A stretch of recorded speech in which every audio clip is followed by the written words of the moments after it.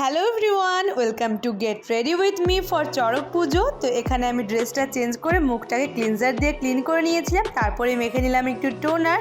আর যা গরম পড়েছে তাই প্রথমে একটু পাপায়া জেল দিয়ে মুখটাকে শান্ত করে নিলাম। আর আজ কিন্তু ফাউন্ডেশন মাখবো না, আজ একদম সিম্পলভাবে আমি এই সিসি ক্রিমটা দিয়ে মেকআপটা করছি। আর সিসি ক্রিমটা মাখার পরেই মেখে নিলাম একটু ব্লাশ, কারণ মেলা গিয়ে তো একটু ব্লাশও করতে হবে।